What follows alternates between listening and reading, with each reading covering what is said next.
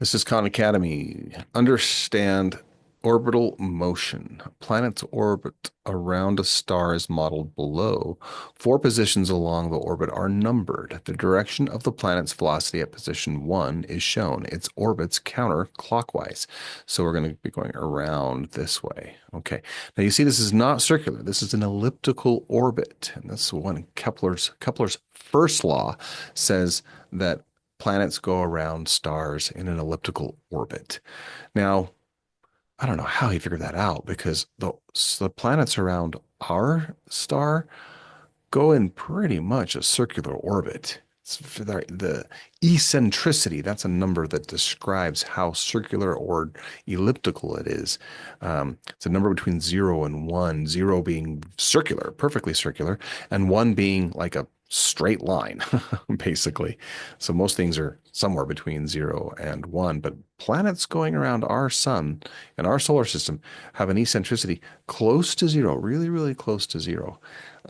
Even our moon going around our Earth is more elliptical than I believe the Earth going around the sun, but it has an eccentricity pretty close to 0 as well. It's mostly a circular orbit. So here we have that we see that the star is not in the middle, and so that we have a slightly elliptical orbit. So use the model to complete the statements. The planet moves fastest at what positions? So from Kepler's laws, which if you want to go back and watch the videos on Kepler's law, this orbital motion video here, it's really quite interesting. Um, when you're closest to the star, you're going the fastest. When you're farthest from the star, you're going slowest. So like it goes fast and then slow, slow, slow, and then fast and then slow, slow, slow. So it's speeding up from its farthest away position until it gets to its closest position. And then it slows down from its closest position until it gets to its farthest away position. So the planet moves fastest when it's closest. That'll be position 4, according to Kepler's laws. The planet moves slowest when it's farthest away, so at 2. And the planet speeds up as it moves so speeding up from farthest away to closest, so from 2 to 4. Okay. And then it's slowing down from the closest to the farthest position, so from 4 to 2. Okay. Very nice. The next one, the planet orbits a star. A planet orbits a star. Assume the planet and star are not interacting with any objects other than each other. Which statements are true? Choose all answers that apply. The gravitational force the planet experiences from the star is greater than the gravitational force the star experiences from the planet. I hope by now you go, no. Newton's third law says that they're equal. Okay. The gravitational force the planet experiences from the star is equal to the gravitational force that the star experiences from the planet. Newton's third law. Both the planet and the star accelerate as a result of their interaction. Yes, that is true. But the much, much more massive star hardly moves at all, hardly accelerates at all because it's so much more massive, right? We're gonna do this. If you analyze the acceleration of one of them, it's the gravitational force divided by its mass. So if this is object 1 and then this is mass 1, this is the force of gravity that object 2 puts onto 1, right? And so if you were to look at object 2 now, the acceleration of object 2 would be the force of gravity that object 1 puts onto object 2, all divided by the mass of object 2. So Newton's third law says that this numerator on both of them are equal to each other, equal and opposite, right? As say you got a small thing over here and then a large thing over here, the length of that force vector, right, gravitational force, is equal, right, and opposite, points in the opposite direction. So the magnitude is the same. The acceleration is going to be significantly different by the masses.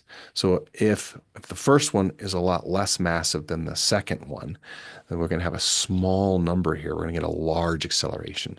And then if the second one is much more massive, it has a much larger mass down here. That means the acceleration will be much, much, much smaller. Okay. So I think we've proven this last one's not true. The planet accelerates as a result of its interaction with the star, but the star does not accelerate. Now the answer is that's incorrect. It doesn't accelerate much because it's so much more massive, but it does still have an acceleration. Okay, next one. Let me clear that out.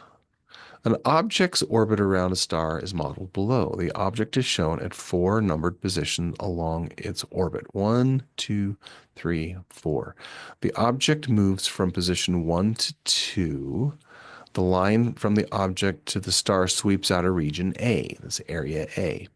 As the planet moves from position 3 to 4, the line sweeps out region B. So this is Kepler's second law. And it says that region A and region B have equal areas. So that's Kepler's second law. Planets going around stars in elliptical orbits are going to sweep out equal areas in the same amount of time. Compare the object's motion in each interval. The time it takes the object to move from 1 to 2 is equal to the time it takes the object to move from 3 to 4. That's Kepler's second law. But now let's think. The distance traveled from object 1 by the object from position 1 to position 2 is longer than from 3 to 4, right? You can kind of think of the area like that angle is bigger. It's going to give you a longer arc, okay? It's moving faster. It's closer to the star, so it's like going faster. Over here, it's going slower, so it's not going to have as large of a distance. So that distance is greater. And then the speed as it moves from 1 to 2 is faster. It's going faster, as we said. So greater than. I believe that is correct. Yay. Next one. Okay, we have two planets orbiting a sun now, and we're going to analyze the period, the amount of time it takes to go around once, and the radii, the between A and B. So compared to A, planet B orbits blank the star. B is farther out. What do they want us to say? Yeah, okay. Farther from the star and experiences a weaker gravitational force, right? Farther away, that's the inverse square law, 1 over r squared. Since the orbital radius to B is larger than it is to A, it'll have a weaker gravitational force on it. So B must be traveling at a slower average speed than A to result in a stable orbit. That is true. B is going slower. The closer you get, the faster it has to go around. That's Kepler's third law. Third law says that.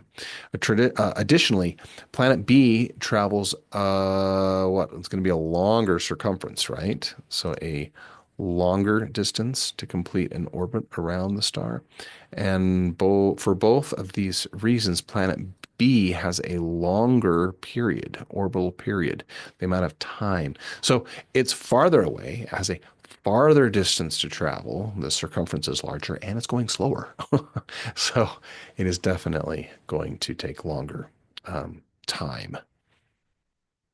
Okay, that's all four questions. Good job. Any questions on that? Let me know and we'll talk to you later. Bye.